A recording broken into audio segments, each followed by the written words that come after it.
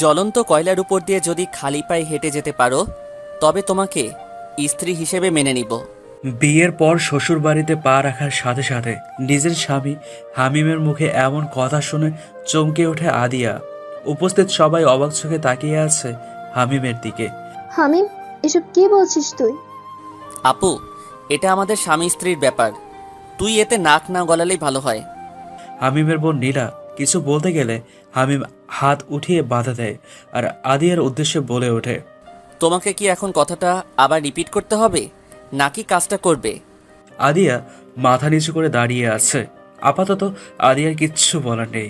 এখন হামিম তাকে যা করতে বলবে তাকে সেটাই করতে হবে। আদিয়ার হাত পা বাঁধা, কিচ্ছু করার নেই তার। তাই সে আর বেশি কিছু না ভেবে মাথা নেড়ে সম্মতি জানায়। হামিমের ঠোঁটের কোণে তৃপ্তিময় হাসি ফুটে ওঠে। হামিম, তুই এসব পাগলামি বাদ দিবি নাকি আমি চলে যাব এখান থেকে? হামিম তার বোনের কথার কোনো উত্তর না দিয়ে তার গার্ডকে বলে ওঠে, আপুকে তার শ্বশুর বাড়িতে সাবধানে পৌঁছে দিয়ে আসো। আমি গেলে আমার সাথে আদিয়াও যাবে। আমার বউ আমার সাথেই থাকবে, আর আমার যা খুশি তাই করব, কারণ আমার সে অধিকার আছে আদিয়ার উপর। তো তুই বেশি কথা না বলে আয় এবার। বাবা মা মারা যাওয়ার পর থেকে তোকে নিজের সন্তানের মতো কোলে পিঠে করে মানুষ করেছি। আর তোকে তো আমি এমন শিক্ষা দেইনি যে একটা মেয়ের উপর এতটা নিষ্ঠুর হবি। হামিম এবার খুব রেগে যায় আর তার গার্ডকে উদ্দেশ্য করে বলল, তোমাকে বলেছি না আপুকে পৌঁছে দিয়ে আসতে, তবে এখনো এখানে দাঁড়িয়ে আছো কেন?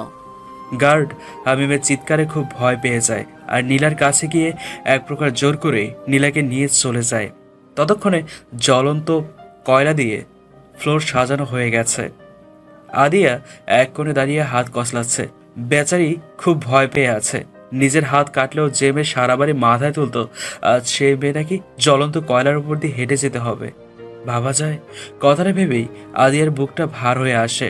চোখ বেয়ে পানি গড়িয়ে গড়িয়ে পড়ছে। কই তাড়াতাড়ি এসো, এমন ঢং করলে কয়লা তো ছায়ে পরিণত হবে। হামিমের কথায় আদিয়া কেঁপে ওঠে। তারপরও কাঁপা কাঁপা পায়ে জ্বলন্ত কয়লার দিকে এগিয়ে যায়। একটা সময় আদিয়া কয়লাগুলোর সামনে এসে দাঁড়ায়। এক পলক হামিমের দিকে তাকায়। এটা ভেবেছে হামিম তাকে আটকাবে, কিন্তু তার ভাবনা ভুল প্রমাণ করে হামিম চোখের ইশারায় আদিয়াকে বলে এগিয়ে যেতে। আদিয়ার চোখ দিয়ে দুফোঁটা জল গড়িয়ে পড়ে। আদিয়া চোখের পানিটা মুছে নেয় আর কিছু না ভেবে নিজেই মনে মনে বলে ওঠে, আদিয়া, এটা তুই করতে পারবি। এটা করলে হয়তো তুই সাময়িক কষ্ট পাবি, আর না করলে অনেক বড় ক্ষতি হয়ে যাবে।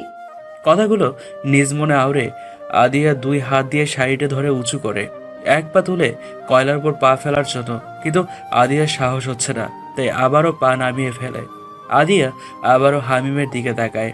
তখন হামিম বাঁকা হেসে আদিয়াকে কিছু একটা দেখায়, যেটা দেখে আদিয়ার গলা শুকিয়ে যায়। আর কিছু না ভেবে কয়লাগুলোর উপরে এক পা ফেলে আর সাথে সাথে জ্ঞান হারায় সে। অতিরিক্ত ভয় আর মানসিক চাপ থেকে এমনটা হয়েছে।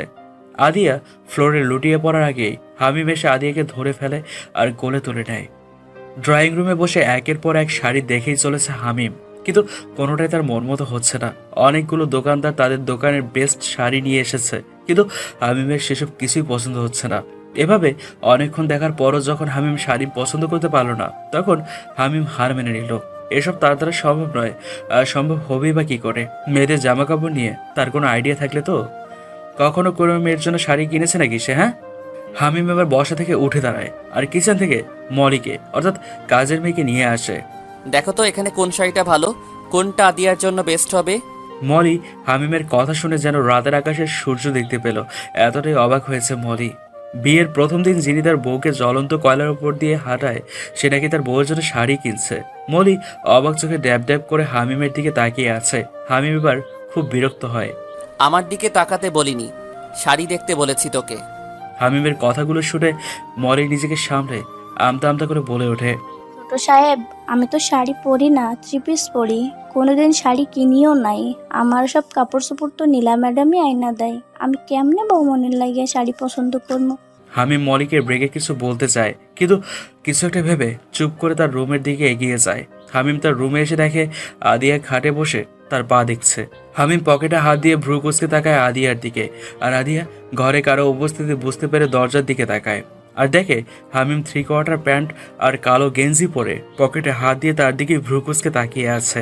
আদিয়া সেটা দেখে খাট থেকে নেমে হামিমের সামনে দাঁড়ায়। আমার পায়ে কোনো পোড়া দাগ নেই কেন? আদিয়ার কথা শুনে হামিম হেয়ালি করে বলে, সেটা আমাকে জিজ্ঞেস না করে নিজের পাকে জিজ্ঞেস করো। দেখুন, আমি মজা করার মতো মোটে একদমই নেই। আমার তো খেয়ে দেয়ে কাজ নেই, তোমার সাথে মজা করব। এখন চলো আমার সাথে। আমি কোথাও যাব না আপনার সাথে। আগে বলুন, পায়ে কোনো পোড়া দাগ নেই কেন? আমার স্পষ্ট মনে আছে আমি জ্বলন্ত কয়লার উপরে এক পা ফেলেছিলাম। তারপর কি হয়েছে জানা নেই, তো সেই হিসেবে তো আমার এক পায়ে পোড়া দাগ থাকবে, তাই না? আমার সাথে কেউ এভাবে কথা বলুক সেটা আমি একদমই পছন্দ করি না। প্রথমবার তাই কিছু বললাম না, কিন্তু নেক্সট টাইম এমন হলে আমার থেকে খারাপ কেউ হবে না। এখন চুপচাপ আমার সাথে চলো। হামিম কথাগুলো বেশ গম্ভীর হয়েই বলে। তাতে আদিয়া অনেকটা ভয় পায়, তাই আর কোনো কথা না বলে হামিমের পেছনে পেছনে যায়। এখান থেকে যে শাড়িগুলো পছন্দ হবে রেখে দাও। কিন্তু আমি তো শাড়ি পরি না। তোমার থেকে জানতে চাইনি আমি কি পরো আর কি পরো না।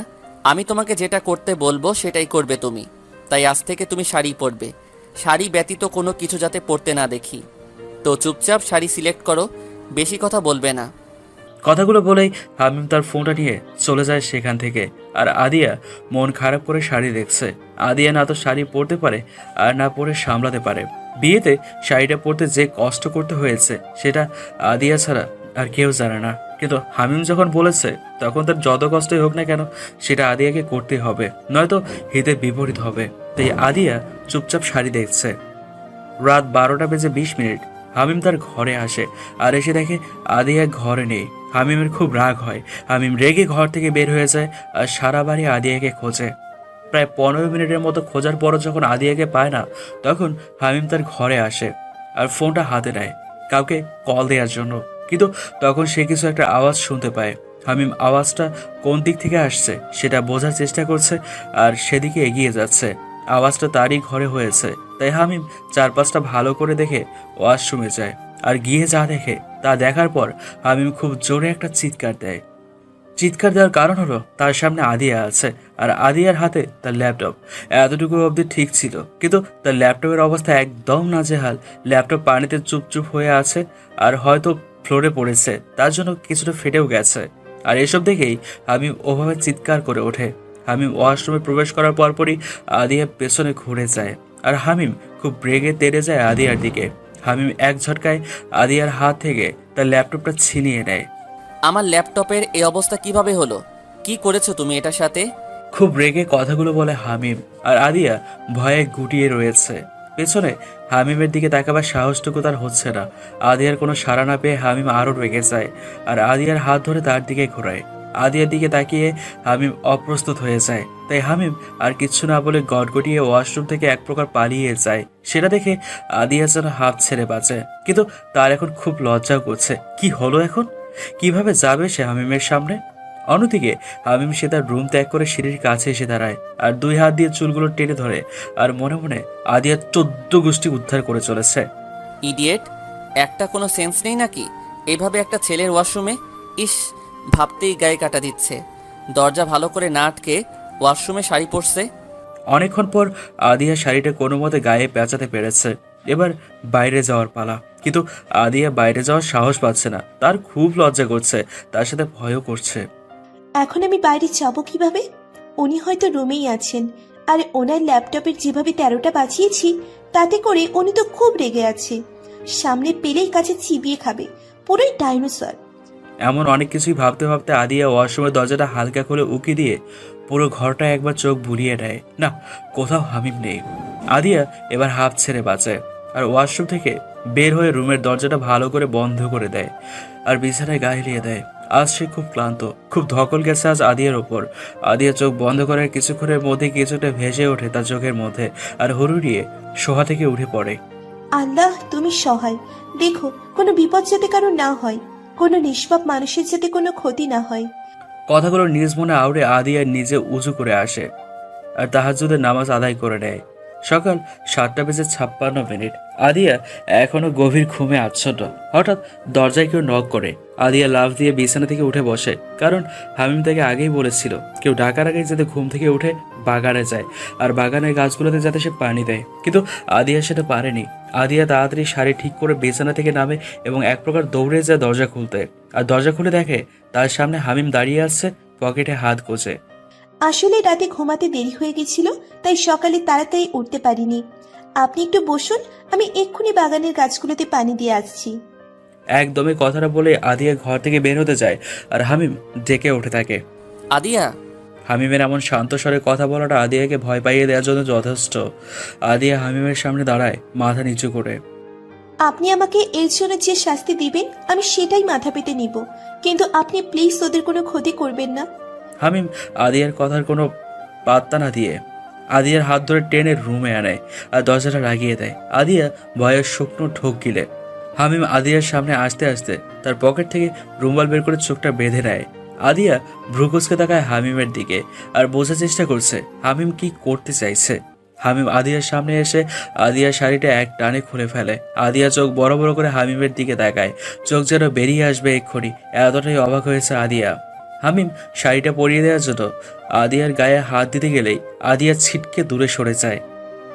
আমি পড়তে পারবো, প্লিজ আপনি যান এখান থেকে। বেশি কথা না বলে সামনে আসো, নয়তো চোখের বাঁধন খুলে শাড়ি পরাবো, তারপর শাড়ি আজ তোমাকে পরিয়ে ছাড়বো আমি। আদিয়া হতভম্ব, কিন্তু আদিয়া বেশি সময় না নিয়ে হামিমের সামনে এসে দাঁড়ায় আর হামিম খুব সুন্দর করে শাড়িটা পরিয়ে দেয়। শাড়ি পরানোর পর হামিম চোখের বাঁধন খুলে আদিয়াকে পা থেকে মাথা অবধি একবার দেখে নেয়। না, সব ঠিকই আছে, ভালোই হয়েছে শাড়ি পরানো। আদিয়া লজ্জায় মাথা নিচু করে আছে। হামিমের কথার প্রতি উত্তরে আদিয়া কিচ্ছু বলল না। এবার বলো, আমার ল্যাপটপের ওই অবস্থা কিভাবে করলে? কি করছিলে ল্যাপটপ নিয়ে ওয়াশরুমে? শাড়ি পরতে। ওয়াও, শাড়ি পরার জন্য তুমি ল্যাপটপের ওই অবস্থা করেছো? খুব ইন্টারেস্টিং তো ব্যাপারটা। হামিম কথাটা বেশ শান্ত হয়েই বলে, কিন্তু পরক্ষণেই খুব রেগে যায়। সত্যি কথা বলো আদিয়া, ল্যাপটপ নিয়ে ওয়াশরুমে কি করছিলে? সত্যিটা না বললে আমি কি করতে পারি সেটা তুমি এতদিনে ভালোই বুঝে গেছো। এবার তাড়াতাড়ি সত্যিটা বলো, কোনো নাটক না করে। আমি শাড়ি পরতে পারি না তো, তাই ভিডিও দেখে শাড়ি পরার জন্য ল্যাপটপটা নিয়েছিলাম, কারণ আমার ফোনটা বাসায় ফেলে এসেছি আর ল্যাপটপটা ভালো করে রেখেই শাড়ি পরছিলাম। কিন্তু হঠাৎ করে কিভাবে যেন হাত লেগে ল্যাপটপটা নিচে পড়ে যায় আর ফ্লোরে পড়ে থাকা পানিতে ভিজে যায়। পাসওয়ার্ড জানলে কিভাবে? আদিয়া এবার খুব অস্বস্তিতে পড়ে যায়। এখন কি বলবে আদিয়া? বলো, পাসওয়ার্ড জানলে কিভাবে? বাগানে পানি দিতে হবে। আদিয়া কথাটা বলে পাশ কাটিয়ে আসতে গেলেই হামিম বলে ওঠে, নিজেকে এতটা চালাক ভেবো না মিসেস আদিয়া। কথায় আছে অতি চালাকের গলায় দড়ি। কথাটা মাথায় রেখে চালাকি করো, আর ভুলে যেও না এখানে আমিও রয়েছি। কথাটা বলেই হামিম ঘর থেকে বেরিয়ে যায়। আর আদিয়া হামিমের কথার মানে খুব ভালো করে বুঝতে পেরেছে, তাই আদিয়া ধপ করে বিছানায় বসে পড়ে আর গভীর ভাবনায় মগ্ন হয়ে যায়। হামিম খাবার টেবিলে বসে তার বোন নীলার সাথে কথা বলছে আর মিটমিটিয়ে হাসছে। সামনেই আদিয়া বসে আছে আর হামিমের কথা শুনছে। হামিম নীলা আপুর সাথে যেভাবে কথা বলছে সেটা একদমই হাসার মতো নয়। লোকটা পাগল হবে হয়তো, তাই ওইদিকে গম্ভীর হয়ে কথা বলছে আর এদিকে মিটমিটিয়ে হাসছে। বেশ কিছুক্ষণ পর হামিম ফোন রেখে আদিয়ার দিকে ভ্রুকুচকে দেখায়। আপনি আপুর সাথে ওভাবে কথা কেন বললেন? আরে আপু এই বাড়িতে আসবে না তো কই যাবে? এটা যেমন আপনার বাবার বাসা, তেমনি তো ওনারও বাবার বাসা। তোমার থেকে আমি কিছু জানতে চেয়েছি? আদিয়া হামিমের কথা থতমত খেয়ে যায় আর মাথা নেড়ে না বোঝায়। তবে এত কথা কেন বলছো? বেশি কথা না বলে চুপচাপ খাওয়া কমপ্লিট করো। আদিয়া মাথা নেড়ে সম্মতি জানায় আর দুজনেই খাওয়ায় মনোযোগ দেয়। খাওয়া শেষ হওয়ার পর আদিয়া হামিমকে বলে, একটা কথা বলার ছিল। বলো। আমি হসপিটালে যেতে চাইছি। তো যাও, মানা কে করেছে? হামিমের কথা শুনে আদিয়া খুব খুশি হয় আর খুশিতে গদগদ হয়ে বলে ওঠে, সত্যি যাব? হ্যাঁ যাবে, তবে বাড়ির গাড়িতে যাবে, আবার বাড়ির গাড়িতে করে বাসায় ফিরবে। বাড়ি টু হসপিটাল, আর কোথাও যাবে না আমার অনুমতি ছাড়া। ঠিক আছে, আমি রাজি। আর আপনাকে অসংখ্য ধন্যবাদ। আমাকে ধন্যবাদ দেওয়ার কি হলো? ডাক্তার তুমি, আর ডাক্তারের কাজই হলো মানুষের সেবা করা। এখন আমি তো তোমার কাজের আর মানুষের সেবা করার পথে বাধা হয়ে দাঁড়াতে পারি না। বাধা হয়ে না দাঁড়ানোর জন্যই ধন্যবাদ আপনাকে। কথাটা বলে আদিয়া ছুটে তার রুমে চলে যায় রেডি হতে। হসপিটালে যাবে আজ, সেটা ভেবে খুব খুশি আদিয়া। আর হামিমের মুখে বাঁকা হাসি। আমি আমার রুমে গিয়ে ফ্রেশ হয়ে একটা বোরখা আর হিজাব পরে তৈরি হয়ে নিই, কারণ ওনার কড়া নির্দেশ কোথাও বাইরে গেলে হিজাব আর বোরখা পরে যেতে হবে। তৈরি হয়ে নিচে নামতে দেখি হামিম নেই এখানে। সেটা দেখে আমি যেন হাঁপ ছেড়ে বাঁচলাম। যাক বাবা, ডাইনোসরটা এখানে নেই, থাকলে আবার কি না কি করতো আল্লাহই জানে। কথাটা বলেই আমি থাপ থুপ পা ফেলে তাড়াতাড়ি বাড়ি থেকে বেরিয়ে আসি। আর বাইরে গাড়ির সামনে এসেই আমার চোখ কপালে, কারণ আমি যে গাড়িতে করে যাব সেই গাড়িতে হামিমও বসে আছে। আমি থেমে যাই, সেটা দেখে হামিম মুচকি হাসে। থেমে গেলে কেন? তাড়াতাড়ি আসো, লেট হয়ে যাচ্ছে। মানে, আপনি কোথায় যাচ্ছেন? কেন, হসপিটালে? আমি যে ভয়টা পেয়েছিলাম সেটাই হয়েছে। এই লোকটা অতি চালাক, এর সাথে এমনি এমনি পারা যাবে না। তাই আমি দীর্ঘশ্বাস ফেলে গাড়িতে উঠে বসি। গাড়ি চলছে তার আপন গতিতে, আর আমি একটু পর পর বাইরের দিকে তাকাচ্ছি, আর হামিম নিজ ফোনে ফোন টিপছে। চাচা, গাড়িটা ওই শপিং মলের সামনে থামান তো। আদিয়ার কথা শুনে হামিম ফোনের থেকে দৃষ্টি সরিয়ে আদিয়ার দিকে তাকায়। কেন গাড়ি থামাতে বলছো? আমার একটা ফোন দরকার তো, সেটাই কেনার জন্য গাড়ি থামাতে বলছি। গাড়ি থামানোর দরকার নেই, চাচা আপনি হসপিটালেই যান। হামিম কথাটা বলেই আবার ফোন টিপায় ব্যস্ত হয়ে পড়ে, আর আমি রাগে ফুঁসছি। লোকটাকে কতগুলো কড়া কথা শুনিয়ে দেওয়ার ইচ্ছে হচ্ছে। আপনি কিন্তু বেশি বেশি করছেন এবার। আমার কোনো কথা উনি পাত্তা না দিয়ে চুপচাপ ফোন টিপছে।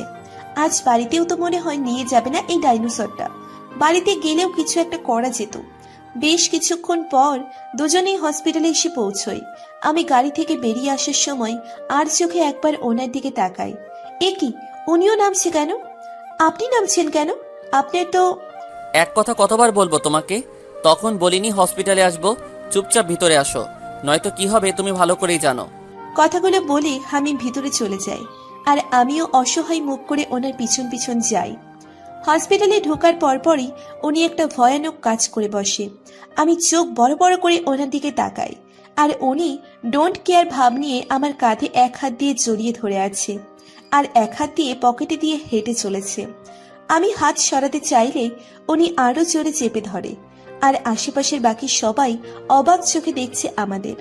আর যারা পরিচিত তারা সবাই আমাদের দুজনকে শুভেচ্ছা জানাচ্ছে আমাদের নতুন জীবনের জন্য। আমার চেম্বারে ঢোকার পরপরই উনি আমার কাঁধ থেকে হাতটা সরিয়ে আমার চেয়ারে বসে পড়ে, আর আমি বোকার মতো ওনার দিকে ফেলিয়ে তাকিয়ে আছি। এটা কি হলো? আপনি হসপিটালে ঢোকার পর আমার কাঁধে হাত কেন দিয়েছেন? আর এখন আমার চেয়ারেই বা কেন বসেছেন? উঠুন বলছি। আমার যা মন চাইবে আমি সেটাই করব, আর তার কৈফিয়ত কাউকে দেই না আমি। ব্যাস, ওনার এই একটা কথায় আমার সব উত্তর পাওয়া হয়ে গেছে। কোন দুঃখে যে সেদিন ওনার মতো গাওড়ার সাথে আমার দেখা হলো, পুরোই তার ছিঁড়া মার্কার জামাই পড়ছে আমার কপালে। উনি বসে থেকে কাউকে কল দেন, আর একটু পর চেম্বারের ড্রাইভার চেঁচা এসে ওনার হাতে একটা ব্যাগ ধরিয়ে দিয়ে চলে যায়। এই যে মিসেস বউ, এবার যান। আমি ভ্রু কুঁচকে তাকাই ওনার দিকে। কই যাব আমি সেটা জানার জন্য। বাইরে যান। বাইরে যাব মানে কি? আমার পেশেন্টগুলো কি তবে আপনি দেখবেন? অবশ্যই না, তোমার পেশেন্ট তুমি দেখবে, কিন্তু আমার প্যান্টটা নিশ্চয়ই তুমি পরবা না, আমি পরবো। তো বাইরে যাও, আমি চেঞ্জ করব। ওনার কথা শুনে আমি ওনার পায়ের দিকে তাকাই, আর তখনই একটা চিৎকার করতে যাব, উনি বসে থেকে ওনার ঠোঁটে এক আঙুল চেপে ধরে বোঝায় চুপ থাকতে। একদম চিৎকার করবা না, এমন করছো যেন আমাকে 3/4 প্যান্টে কখনো চোখেই দেখোনি। মানে কি? আপনি এভাবেই তখন সবার সামনে দিয়ে এসেছেন? আল্লাহ, আমার মান সম্মান সব চশমা হইয়া গেছে। এই লোকটার জন্য আমার এত দিনের অর্জন করা সব মান সম্মান গেল গো। একদম চুপ করো, নয়তো থাপ্পড় দিয়ে দাঁত ফেলে দিব। আর আমি 1 থেকে 3 গুনবো, এর মধ্যে তুমি বাইরে যাবে, তারপর আমি ডাকলে ভিতরে আসবে, নয়তো... উনি কথাটা বলার পরপরই আমি বাইরে চলে আসি, কারণ আমি জানি উনি এরপর কি বলবে। বচ্চাত ব্যাটা একটা। আর হামিম ভিতরে নিজেকে নিজেই গালি দিচ্ছে। হামিম, তোর লজ্জা শরম কি কিছুই নাই নাকি রে? এভাবে কেমনে পারলি 3/4 প্যান্ট পরে এতগুলো মানুষের সামনে দিয়ে আসতে? তোর কি দরকার ছিল না মনে করে প্যান্টটা চেঞ্জ করে আসার জন্য? তোর কপাল ভালো, চাচা তোকে একটা নতুন প্যান্ট কিনে দিয়ে গেছে, নয়তো চাচা না আসলে তোকে এভাবেই থাকতে হতো। ইস, ভাবতে শরম করতেছে, কেমনে এতগুলো মানুষের সামনে দিয়ে আসলাম আমি। আমার চেম্বারে বসে আমি পেশেন্ট দেখছি, আর উনি পাশেই একটা চেয়ার নিয়ে বসে আছে। বিরক্তিকর লোকটা, শান্তিতে পেশেন্টও দেখতে দিবে না আমাকে। এমন বন্দি জীবন কার ভালো লাগে? আমার একদমই ভালো লাগছে না এমন জীবন। শুধু কাজের জিনিসটা হাতে পাই, তারপর চান্ত বোঝাবো তোমাকে। এখন এভাবেই সবটা মুখ বুজে মেনে নিতে হবে। অন্যদিকে হামিম আদিয়ার আড়ালে মুস্কি মুস্কি হাসছে আর মনে মনে বলছে, তোমাকে আমি এত সহজে ছাড়ছি না বউ, আর না সহজে তোমাকে তোমার কাঙ্ক্ষিত জিনিসটি দিব। রাতের আধার কেটে গিয়ে সকালের আলো ফুটবে ঠিকই, কিন্তু তুমি আমার থেকে ছাড়া পাবে না। এসব ভাবনার মাঝেই হামিমের ফোনটা বেজে ওঠে আর হামিম ফোনটা রিসিভ করে। আদিয়া হামিমের দিকে তাকায়, কিন্তু আদিয়া কিছু বুঝে ওঠার আগেই হামিম বসা থেকে উঠে দাঁড়ায় খুব উত্তেজিত হয়ে। আমি আমার গার্ডকে পাঠিয়ে দিচ্ছি, তুমি তার সাথে বাড়িতে চলে এসো। খবরদার চালাকি করার চেষ্টা করবা না। তুমি যাই করো না কেন সবটা আমার কানে আসবেই। তো যাই করো ভেবে চিন্তে করো। আমি আসছি, আমার একটা কাজ আছে। কথাগুলো বলে আমাকে আর কিছু বলতে না দিয়ে বেরিয়ে যায়। কিছুই বুঝতে পারলাম না কি হলো। উনি এভাবে বেরিয়ে গেলেন, কি কাজ থাকতে পারে? আমি এসব নিয়ে আর বেশি না ভেবে আমার চেম্বার থেকে বেরিয়ে রিসেপশনে আসি, আর সেখান থেকে একটা নাম্বারে ডায়াল করি। প্রথমবারই কলটা রিসিভ হয়। আসসালামু আলাইকুম স্যার। স্যার, আমি এখনো অবধি কিছুই করতে পারিনি। আমাকে কিছু করার সুযোগই দেয়নি। সারাক্ষণ আমার সাথেই থাকে, চোখে চোখে রাখে আমাকে। আমার এমন বন্দি জীবন একদমই ভালো লাগছে না। জি স্যার, আমি জানি, সবটাই বুঝতে পারছি। আমি আমার সর্বস্ব দিয়ে চেষ্টা করব। ওকে স্যার, রাখি এখন। আমি কিছু জানতে পারলে আপনাকে অবশ্যই জানাবো। আল্লাহ হাফিজ। সারাদিন হসপিটালে কাটিয়ে সন্ধ্যায় বাড়িতে ফিরি। গাড়ি থেকে নামার পরই আমার পিছন পিছন দুইজন গার্ডও আসে। ভাল লাগে না এমন ভিআইপি মার্কা জীবন। সাধারণ মানুষের মতো জীবন কাটানোতেই আনন্দ। ক্লান্ত পায়ে বাড়িতে ঢুকি, আর বাড়ির ভিতরে ঢোকার আগেই কেউ আমার চোখ বেঁধে দিয়ে মুখও বেঁধে দেয়। আমি ছোটার চেষ্টা করলেও পারি না। লোকটা আমার হাত মুখ পা বেঁধেই আমাকে কোলে তুলে নেয়। বেশ অনেকক্ষণ পর আমার চোখে মুখে আর হাতের বাঁধন খুলে দেওয়া হয়।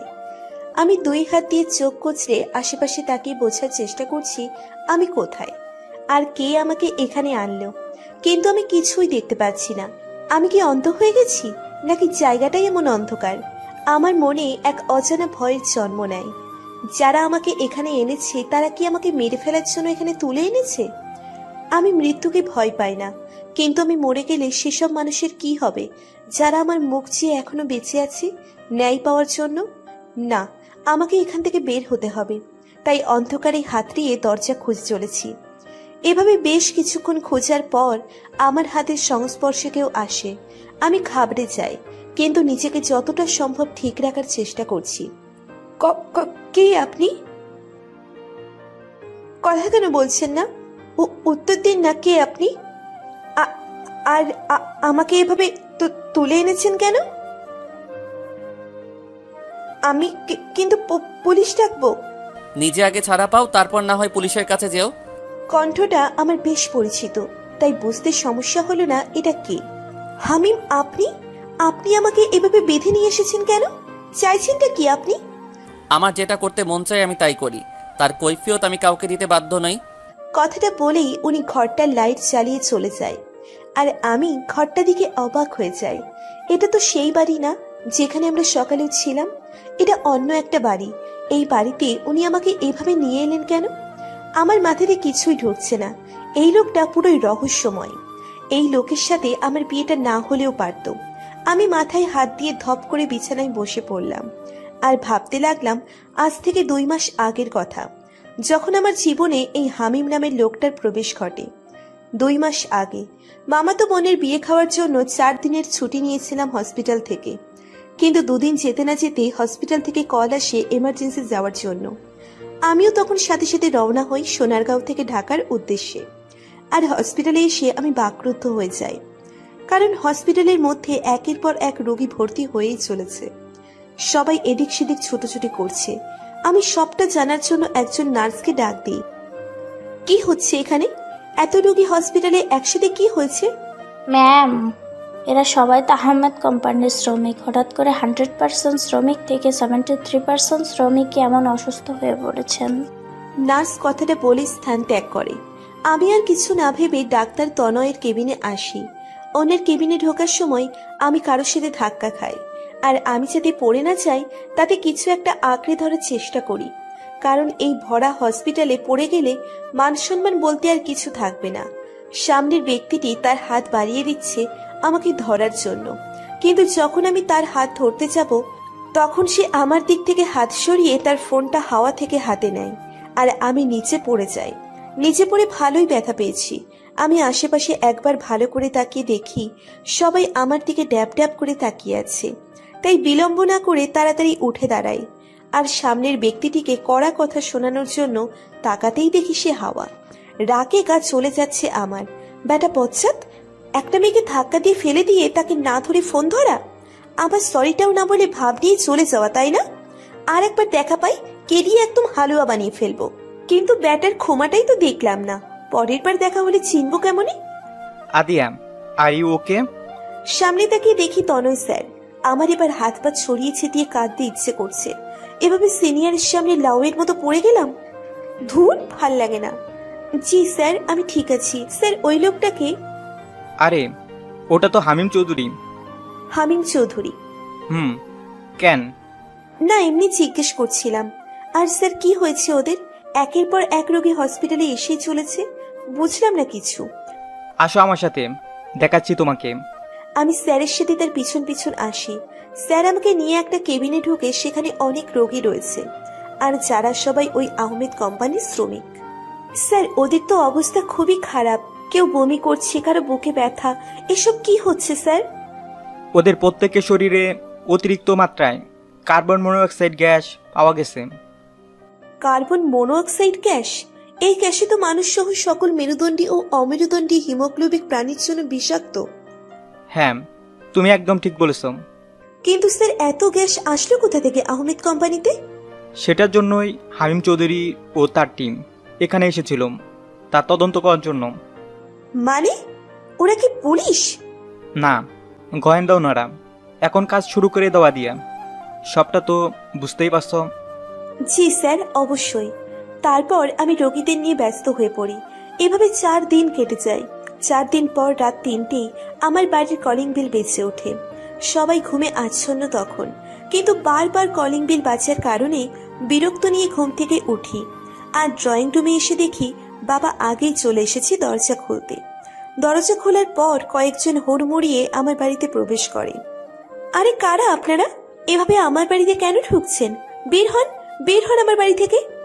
লোকগুলো ভিতরে ঢোকাতে আমি সামনে এগিয়ে যাই, আর লোকগুলো বাবার কথার উত্তর না দিয়ে উল্টে প্রশ্ন করে ওঠে। ডাক্তার আরিয়া সার্জিন আছে? আমি ডাক্তার আদিয়া সার্জিন। কি সমস্যা আপনাদের? এভাবে ভেতরে ঢোকার মানে কি? কারা আপনারা? আমাদের সাথে আপনাকে যেতে হবে। আপনার বিরুদ্ধে অ্যারেঞ্জ ওয়ারেন্ট আছে আমাদের কাছে। মাথা ঠিক আছে আপনাদের? কি বলছেন এসব? আমার মেয়ের বিরুদ্ধে অ্যারেস্ট ওয়ান্টেড আছে মানে কি? কি করেছে আমার মেয়ে? জানতে হলে আমাদের সাথেই আসুন। কথাটা বলেই লোকগুলো হাঁটা দেয় বাইরে, আর বাবা আমার কাছে আসে। লোকগুলোকে আর কি বলছে এসব আদিয়া? বাবা, আমি কিছু বুঝতে পারছি না, কি হচ্ছে এসব? আমি তো ওদের আজই প্রথম দেখলাম। বাবা আর কিছু না বলে আমার বড় ভাই আনাসকে নিয়ে ওদের পিছন পিছন যায়। সাথে আমিও আসি ওদের সাথে। লোকগুলো আমাদের নিয়ে একটা বাড়িতে আসে। আমরা সবাই অবাক হই খুব, সাথে ভয়ও পাই। লোকগুলো আমাদের নিয়ে একটা ঘরে আসে, আর এসে দেখি একজন বৃদ্ধ মহিলা অসুস্থ। তার পাশেই একটা ছেলে মহিলার হাত ধরে কি যেন বলছে। স্যার, ডাক্তার নিয়ে এসেছি। ছেলেটা এবার মুখ তুলে তাকায় আমার দিকে। শ্যামলা বর্ণের ছেলেটা, মায়াবী মুখ, হাইট 6 ফুটের মতো হবে। ছেলেটা আমাকে দেখে আমার 2 হাত চেপে ধরে কান্নাজড়িত কণ্ঠে বলে ওঠে, আমার মা খুব অসুস্থ, প্লিজ আমার মাকে সুস্থ করে দিন। ছেলেটার মা অসুস্থ শুনে আমি কোনো কিছু না ভেবে ওনার মায়ের কাছে যাই, কারণ আমি একজন ডাক্তার, আর ডাক্তারের কাজই হলো মানুষের সেবা করা। ওনার শরীরে অনেক বেশি জ্বর, এই ঔষধগুলো এনে খাইয়ে দিবেন। ততক্ষণে ওনার মাথায় একটু পানি দিন, তবে ওনার মাথাটা ভালো লাগবে আর জ্বরটাও কমবে। ছেলেটা একজনের হাতে কাগজটা ধরিয়ে দিয়ে বলল ঔষধ আনতে। সে চলে যাচ্ছিল, তখন আমি তাকে আটকে প্রশ্ন করে বসি, আমাকে তো অ্যারেস্ট করা হয়েছে, তবে এই বাড়িতে নিয়ে আসার কারণ কি? ওনার মাকে দেখা? ছেলেটা ওই লোকটাকে চলে যেতে বলল, আর আমাকে উদ্দেশ্য করে বলল, মিস, আসলে কোনো ডাক্তার পাচ্ছিলাম না এত রাতে। ডাক্তার তনয়কে ফোন করলে জানায় তিনি হসপিটালে ইমার্জেন্সি রোগী দেখছে, আর উনি আপনার নাম জানায়, তাই আপনাকে নিয়ে আসতে ওদের পাঠাই। আর একটা মেয়েকে নিশ্চয়ই কোনো বাবা মা এত রাতে পেশেন্ট দেখার জন্য আসতে দিবে না। তাই এই পদ্ধতি। ওনার কথা শুনে বাবা আর ভাইয়া হেসে ফেলল। কি টেকনিক রে ভাই! আমি বাবা আর ভাইয়ার থেকে চোখ সরিয়ে ওনাকে বলি, তবে আমরা কি এখন আসতে পারি? না প্লিজ যাবেন না আপনি, মা অসুস্থ, আমি ছেলে মানুষ তেমন কিছু বুঝিও না, আর রাতে কোনো দরকার পড়লে আবার ডাক্তার পাবো কোথায়? তো দয়া করে আপনি কয়েকটা ঘন্টা এখানে থেকে যান, সকাল হলেই আমার লোক আপনাকে বাড়িতে পৌঁছে দিবে। আমি ছেলেটার কথা শুনে বাবা আর ভাইয়ার দিকে তাকালে বাবা আশ্বস্ত করে থাকে যাওয়ার জন্য, তাই আমিও হ্যাঁ বলে দিই। সেদিন রাতে আমি, বাবা আর ভাইয়া ওই লোকটার বাড়িতেই ছিলাম। আমি ওনার মায়ের সাথে শুয়েছিলাম, আর বাবা ভাইয়া ওরা ওই ছেলেটার সাথে পাশের রুমে শুয়েছিল। মহিলাটিকে ঔষধ খাইয়ে দেওয়ার পর তিনি ঘুমিয়ে পড়েন, আর আমি ওনার মাথায় পানি দিয়ে জলপট্টি দিয়েছি সারা রাত। আমার সজাগ থাকার অভ্যেস আছে, তাই জেগে থাকতে কোনো সমস্যা হয়নি। সকালে উনি সজাগ হয়, আর ওনার মাথার কাছে আমাকে বসে থাকতে দেখে খুব অবাক হয়। তুমি এখনো যাওনি? এই তো এখনই চলে যাব, সকাল হওয়ার অপেক্ষাতেই ছিলাম। তা আপনি এখন কেমন আছেন? আলহামদুলিল্লাহ ভালো আছি মা। তোমাকে খুব কষ্ট দিলাম।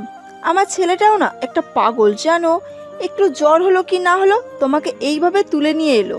আমি বারবার না করেছি, একটা মেয়েকে এত রাতে নিয়ে আসার দরকার নেই, কিন্তু কে শোনে কার কথা।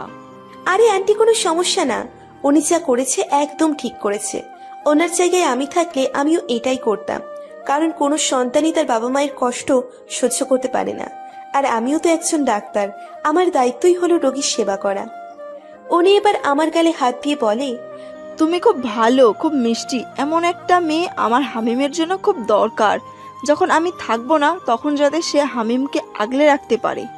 ওনার কথা শুনে আমি অপ্রস্তুত হয়ে পড়লাম, তাই কোনো মতে ওনার থেকে নিজেকে ছাড়িয়ে মুচকি হেসে চলে এলাম ঘর থেকে। আর পাশের রুমে উকি দিয়ে দেখি ভাইয়ার নাক ডোকে ঘুমাচ্ছে, আর বাবা রুমে নেই। তাই বাইরে চলে আসি বাবাকে খুঁজতে, আর এসে দেখি রাতের ছেলেটা রান্নাঘরে কি যেন করছে। আমি কৌতূহলী হয়ে ওনার কাছে গিয়ে দাঁড়াই। উনি আমাকে দেখে মুচকি হাসেন, আর এক বাটি গরুর মাংস আমার দিকে এগিয়ে দেয়। খেয়ে দেখুন তো একটু, সবকিছু ঠিক আছে কিনা। আসলে মায়ের জন্য পাক করেছি, তাই জিজ্ঞেস করলাম। আমি তো এখনো অব্দি ফ্রেশই হলাম না, আর উনি বলছে গরুর মাংস খেতে। এখন যদি বলি ফ্রেশ হয়নি, তবে তো ভাববে মেয়েটা খচ্চর, এত বেলা হওয়ার পরও নাকি ফ্রেশ হয়নি। না বাবা থাক, এটা বলে কাজ নেই। না মানে আমি গরুর মাংস খাই না, অ্যালার্জি আছে। আল্লাহ মাফ করো, সকাল সকাল একটা মিথ্যা কথা বলে ফেললাম। ও ঠিক আছে, সমস্যা নাই। আপনাদের বাড়িতে আর কেউ থাকে না? থাকে তো, আমি, মা আর কিছু সার্ভেন্ট। সার্ভেন্ট থাকতে আপনি রান্না করছেন? আসলে মা ওদের হাতে রান্না পছন্দ করেন না, তাই আমাকেই করতে হয় মায়ের জন্য রান্না। ও, এরপর বেশ কিছুক্ষণ দুজনেই নিরাপত্তা পালন করি। তারপর হঠাৎ করে ওনার মায়ের সেই কথাটা কানে বাজে। এমন একটা মেয়ে আমার হামিমের জন্য খুবই দরকার। মানে উনি কি সে, যেদিন আমাকে ধাক্কা দিয়ে সবার সামনে ফেলে দিয়েছিল? তনয় স্যারও তো সেই লোকটার নাম হামিমই বলেছিল। কথাটা মাথায় আসতেই মুহূর্তেই মেজাজ খারাপ হয়ে গেল, কিন্তু আমি যতটা সম্ভব নিজেকে কন্ট্রোল করার চেষ্টা চালিয়ে ওনাকে প্রশ্ন করলাম, আচ্ছা আপনার নাম কি, আর কি কাজ করেন আপনি? উপস সরি, এতক্ষণ ধরে দুজন একসাথে আছি, অথচ আমার নামটাই আপনাকে বলা হয়নি। আমি হামিম, একজন ডিটেকটিভ। এইবার আমি শিওর এই ব্যাটাই সেদিন আমাকে ফেলে দিয়েছিল, আর ভাব নিয়ে আমাকে না ধরে তার ফোন নিয়ে চলে এসেছিল। দাঁড়া, দেখাচ্ছি মজা তোকে। কথাটা বলেই আশেপাশে চোখ বলিয়ে দেখি একে শায়েস্তা করার মতো কিছু পাই কিনা। তারপর চোখ চাই ময়দার বয়ামে। আমি তৎক্ষণাৎ সেটা নিয়ে ওনার উপর ঢেলে দিই। শোধ নিলাম সেদিন হসপিটালে ফেলে দেওয়ার জন্য। কথাটা বলে ভো দৌড় দিই, আর বাবা ভাইয়ার কাছে চলে আসি, আর খিলখিলিয়ে হেসে উঠি। ইস, একটা পিক তুলে নিলে মন্দ হতো না, পুরো সাদা ভূত হয়ে গেছে ময়দা দিয়ে। কথাটা বলে আবারও হাসিতে মেতে উঠি। অন্যদিকে হামিম এটার জন্য মোটেও প্রস্তুত ছিল না। হামিম স্ট্যাচু হয়ে দাঁড়িয়ে আছে ওভাবেই। সে বোঝার চেষ্টা করছে এই মুহূর্তে ঠিক কি হলো তার সাথে। আর যখন বুঝতে পারলো তখন রেগে গেল খুব। ভূত। এত জোরে কারো গলা বেয়ে হামিম আশেপাশে তাকিয়ে দেখে মলি ফ্লোরে জ্ঞান হারিয়ে পড়ে আছে। সেটা দেখেই হামিম এক গ্লাস পানি নিয়ে মলির সামনে গিয়ে চোখে মুখে পানি ছিটিয়ে দেয়। একটু পর মলির জ্ঞান ফিরে। চোখের সামনে হামিমকে এই অবস্থা দেখে আবারও চিৎকার করে জ্ঞান হারায়। হামিম বেচারা পড়েছে ঝামেলায়, তাই হামিম তার ঘরে চলে গেল ফ্রেশ হতে। তারপর মলির কাছে যাবে আর আদিয়াকে পরে দেখে নেবে, সে এমনটা মনস্থির করে। সেদিন আমরা হামিম আর ওনার মায়ের থেকে বিদায় নিয়ে বাড়িতে চলে আসি। হামিম আমাকে কিছু বলেনি সেদিন, সাথে বাবা আর ভাইয়া ছিল বলে।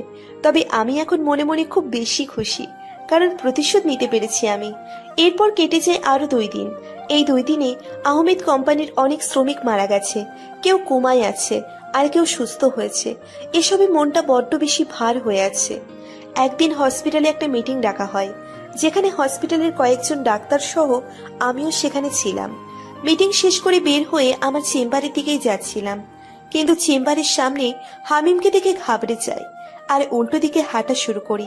এখন উনিও যদি প্রতিশোধ নেওয়ার জন্য আসে, তবে তো পুরো হসপিটালের সামনে আবারও আমার মান সম্মানের টানাটানি পড়বে। কথাটা ভেবে হাঁটার স্পিড বাড়িয়ে দিই, কিন্তু বেশি দূর যেতে পারিনি। তার আগেই পেছন থেকে কেউ একজন বলে ওঠে, এত ভীত হয়ে ডাক্তার হলেন কিভাবে? কথাটাই কেমন অপমান বোধ হলো আমার, তাই রেগে পেছন ফিরে আঙ্গুল তুলে কিছু বলার জন্য তাকাতেই থমকে যায়।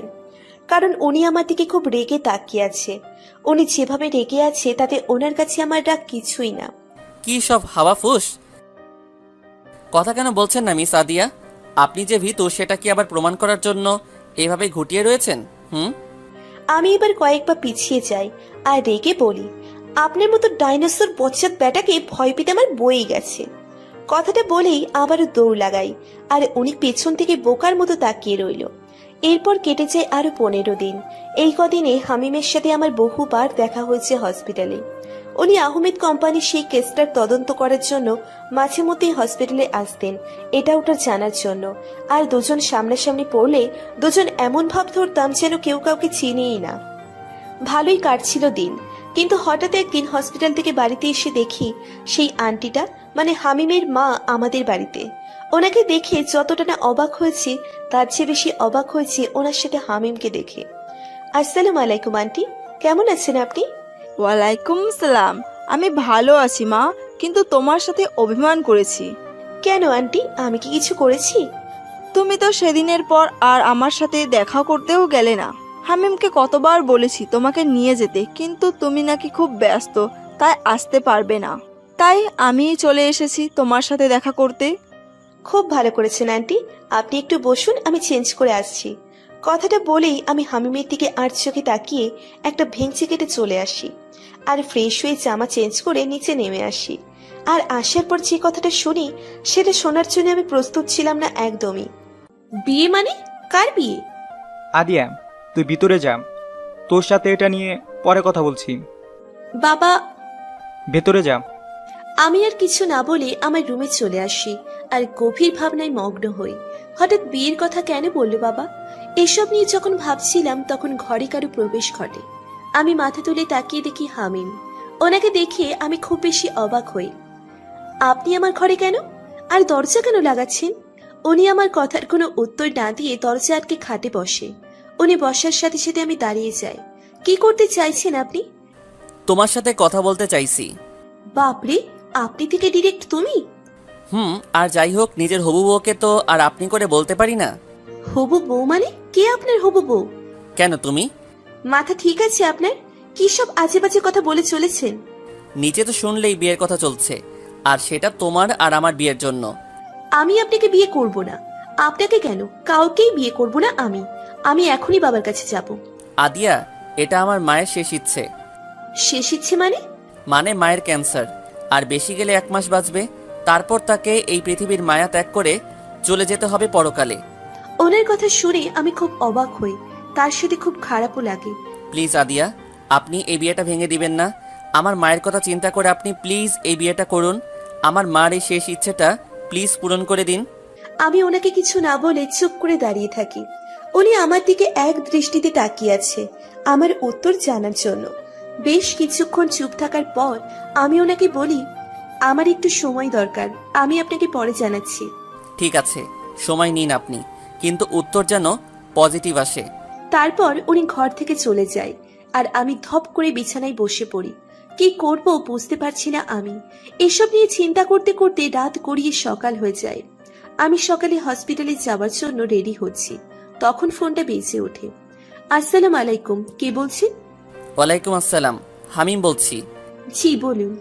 আমি আপনার সাথে আজ একটু দেখা করতে চাইছি, আপনার কি সময় হবে? হসপিটালে এখন খুব চাপ তো, মনে হয় না পারবো। জরুরি কোনো কথা? জরুরি কথা থাকলে আপনি হসপিটালে চলে আসুন, সেখানেই না হয় কথা হবে। আচ্ছা ঠিক আছে। তারপর ফোন রেখে নিচে এসে ডাইনিং টেবিলে বসার পর মা খাবার বেড়ে দেয়। আমার খাওয়ার মাঝে সেখানে বাবা উপস্থিত হয়। তোর সাথে আমার কিছু কথা আছে দিয়ে। আমি জানি তুমি কি বলবে বাবা, আমার একটু সময় চাই। হাতে একদমই সময় নেই। হামিমের মা অসুস্থ, তাই তিনি চাইছেন দুদিনের মধ্যেই বিয়েটা সেরে ফেলতে। বাবা প্লিজ, এটা নিয়ে এখন চাপ দিও না। আমি সময় চেয়েছি তো, আমাকে একটু ভাবার সময় দাও। আমি মত দেওয়ার আগে তোমরা কোনো সিদ্ধান্ত নিও না।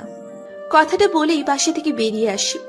চেম্বারে বসে রোগী দেখছিলাম, তখন সেখানে উপস্থিত হয় হামিম। রোগী বিদায় করে ওনাকে বসতে বলি। কি খাবেন, চা না কফি? না কিছু লাগবে না, আমি এসেছি তোমার সাথে কথা বলতে, তো কথা বলেই চলে যাব। কি লোক রে বাবা, এক সময় তুমি বলে আর এক সময় আপনি বলে, মাথার নাটবল্টু কি ঢেলা নাকি? যা ইচ্ছে হোক, এসব নিয়ে কথা বললেই কথা বাড়বে। তার থেকে ভালো শর্টকাটে কথা বলে বিদায় দিও নাকি। হ্যাঁ বলুন, কি বলতে চান আপনি?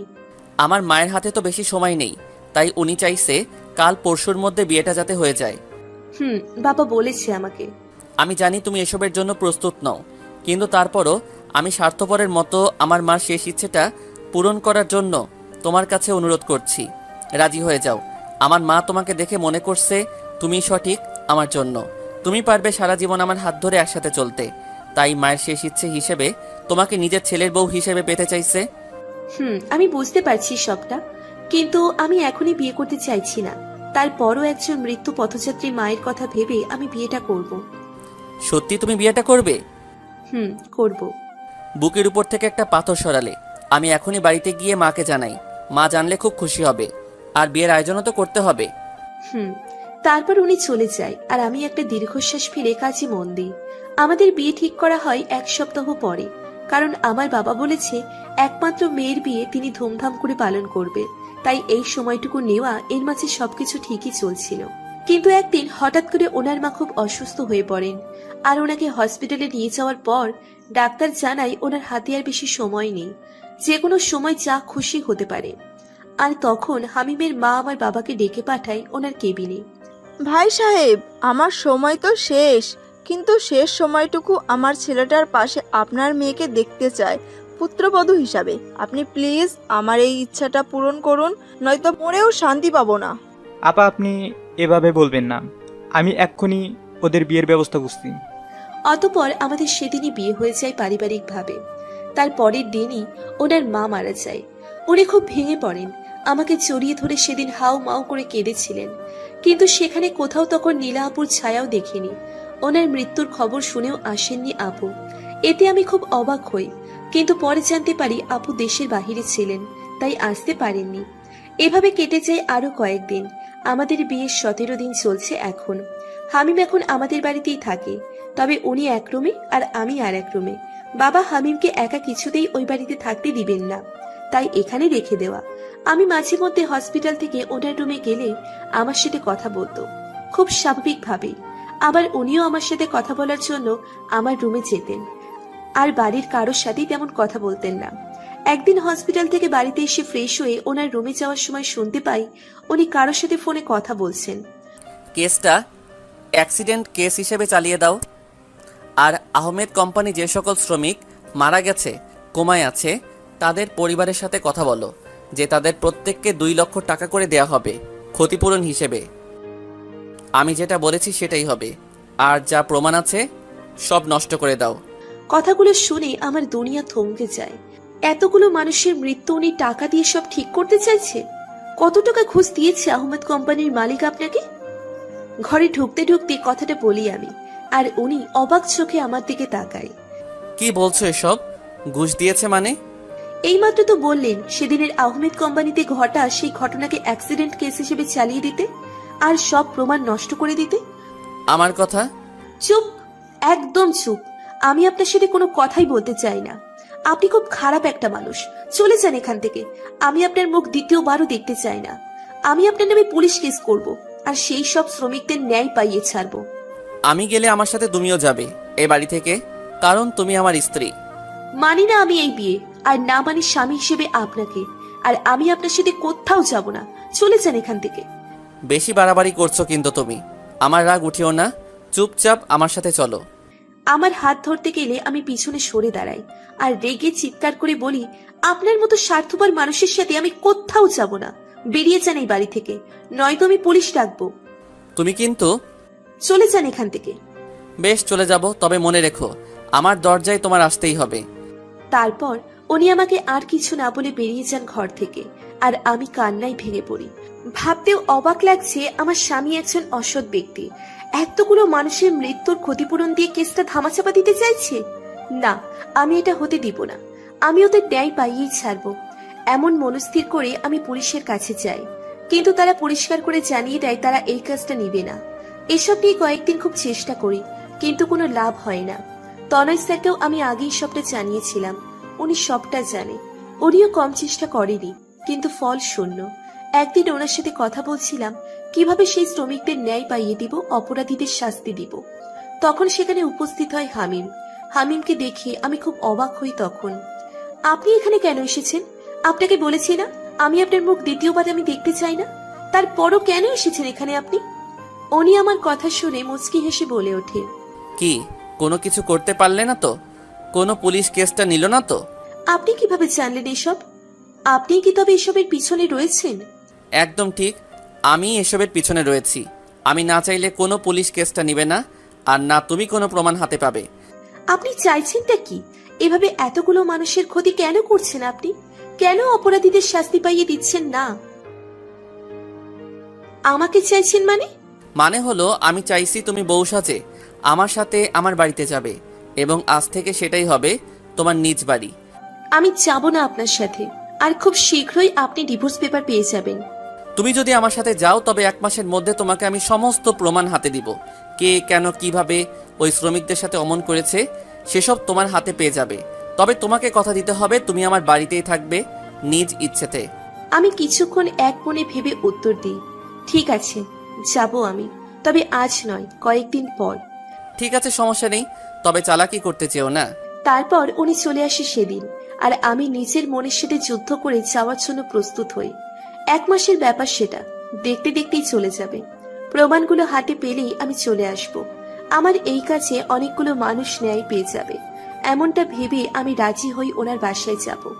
কয়েকদিন পর উনি আমার জন্য বউ সাজার জন্য শাড়ি গহনা পাঠায়, যেগুলো পরে ওনার বাড়িতে যেতে বলেছে আমাকে। আর এখান থেকে কোনো জামা কাপড় কসমেটিক্স নিতেও বারণ করেছে। আমিও তার পাঠানো শাড়ি গহনা দিয়ে তৈরি হয়ে নিই। আমার পরিবার কিছুই জানতো না যে আমার আর হামিমের মধ্যে সমস্যা ছিল, তাই যেতেও কোনো সমস্যা হয়নি। বাড়ি থেকে নিচে এসে দেখি উনি গাড়ি নিয়ে দাঁড়িয়ে আছে। আমি বাবা মা আর ভাইয়ের থেকে বিদায় নিয়ে ওনার পাশে বসে পড়ি। উনি আমার দিকে কিছুক্ষণ তাকিয়ে থেকে ড্রাইভারকে গাড়ি চালাতে বলেন। তারপর সেদিন ওনার বাড়িতে ঢোকার পর একটা মেয়েকে দেখতে পায়। উনি তখন ওই মেয়েটাকে দেখে আমাকে জ্বলন্ত কয়লার উপর দিয়ে হাঁটার জন্য বলে ওঠে।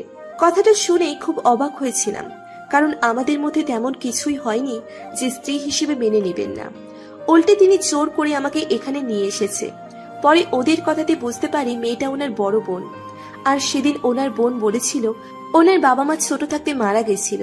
তবে সেই মহিলা কে যে কয়েকদিন আগে মারা গেল? এমন নানা প্রশ্ন এখনো আমার মাথায় ঘোরে। তারপরও আমি ওই মানুষগুলোকে ন্যায় পাইয়ে দেওয়ার জন্য কয়লার উপর দিয়ে হেঁটে যেতে চেয়েছি। 1 পা দিয়েও ছিলাম, তারপর কি হয় মনে নেই। তবে জ্ঞান ফেরার পর পায়ে কোনো পোড়া দাগ দেখিনি, সেটাও আমার কাছে একটা রহস্য। আর সেদিন রাতে আমি ওনার ল্যাপটপটা শাড়ি পরার জন্য নেইনি। ওনার ল্যাপটপে ওই শ্রমিকদের দুর্ঘটনার প্রমাণ থাকতে পারে সেটা ভেবে নিয়েছিলাম, যাতে প্রমাণগুলো হাতে চলে আসে সেদিনই। কিন্তু কপাল খারাপ, তাই ল্যাপটপ ভেঙে চুরমার হয়ে গেছে। Flashback end. অতীতের কথা ভাবতে ভাবতে কখন ঘুমিয়ে পড়ি মনে নেই, কিন্তু হঠাৎ গালে কারো হাতের স্পর্শ পেয়ে কেঁপে উঠি। দিয়া ওঠো, খাবার এনেছি, খাবে চলো। হামিমের গলার স্বর পেয়ে আমি ঘুম থেকে লাফিয়ে উঠি। উনি সেটা দেখে মুচকে হাসি। খাবার নিয়ে চলে যান, খাবো না আমি। মায়ের খেতে না চাইলে চুপচাপ খেয়ে নাও। খাবার থেকে মায়ের খাওয়াই ভালো, কারণ এত এত প্রশ্ন মাথায় নিয়ে আমি খেতে পারবো না। কি প্রশ্ন জাগছে তোমার মনে? বললেই তো আর উত্তর দিবেন না, তো বলেও লাভ নেই। বলতেও তো পারি, তুমি বলেই দেখো না। সত্যি বলবেন? বলবো, তবে সেসব উত্তর দেওয়ার মতো হলে শুধু 2টা প্রশ্নের উত্তর দিব। উত্তর দেওয়ার মতোই, আর আপনার কাছেই সব উত্তর আছে। বেশ, তো বলো কি প্রশ্ন আছে। আর খাবারটা মুখে নিয়ে নাও। উনি আমার মুখের সামনে খাবার ধরে কথাটা বলে। আমিও কিছু না ভেবে ওনার হাত থেকেই খেতে শুরু করি। আর খেতে খেতেই ওনাকে প্রশ্ন করে উঠি, আপনার মা তো কয়েকদিন আগে মারা গেল, তবে সেদিন নীলা আপু কেন বলল বাবা মা মারা যাওয়ার পর ছোট থেকে উনি আপনাকে বড় করেছেন?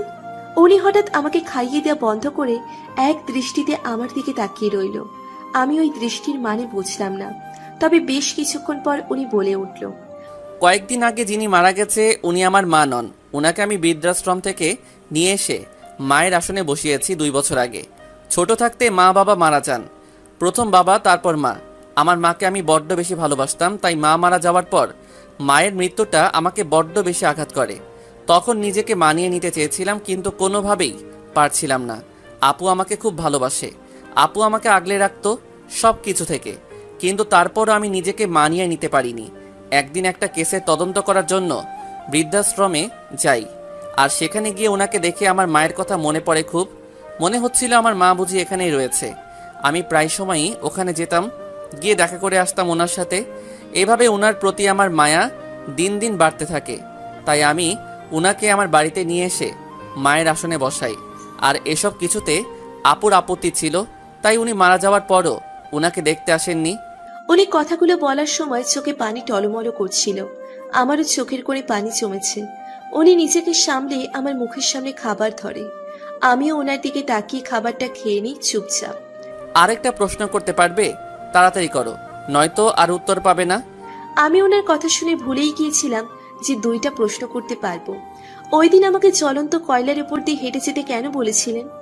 আমার এই কথাটা শোনার পর ওনার চোখ মুখের রং আবারও পাল্টে যায়। চোখ মুখ শক্ত করে বলে ওঠে, এই প্রশ্ন বাদ দিয়ে অন্য কোনো প্রশ্ন করো। আপনি না বললেন 2টা প্রশ্নের উত্তর দিবেন, তো দিন না উত্তর। এমন কেন করছেন বলুন তো? 2টা প্রশ্নের উত্তর যদি দেওয়ার মতো হয় তবে দিব বলছি, আর এটা উত্তর দেওয়ার মতো প্রশ্ন নয়, তো অন্য প্রশ্ন করো। বুঝতে পারলাম উনি এই প্রশ্নের উত্তর দিবে না, তাই অন্য প্রশ্ন করাই ভালো। তাতে করে একটা রহস্য ভেদ তো করতে পারবো, আর নয়তো এভাবেই রহস্যের মায়াজালে ঝুলে থাকতে হবে আমাকে। কি ভাবছো? না মানে ভাবছিলাম, তখন কিডন্যাপ করে এখানে নিয়ে এসেছিলেন কেন? ওই বাড়িতে আপু আর দুলাভাই এসেছে, তাই এখানে নিয়ে এসেছি। তোমাকে ভালো করে বললে তুমি আসতে না, তাই এভাবে নিয়ে আসা। কিন্তু আমি ওখানে থাকলে সমস্যা কি ছিল? অনেক সমস্যা ছিল, সেটা এখন তোমাকে বলা যাবে না। তাই চুপচাপ এবার শুয়ে পড়ো, আমি আসছি এখনই। মানে আপনি আসবেন কেন? বারে, আমার ঘর আমার বউ, তো আমি আসবো না নাকি? মানে আপনি আমার সাথে এক ঘরে থাকবেন নাকি? বউ থাকতে বউয়ের সাথে থাকবো না তো কি একা একা থাকবো?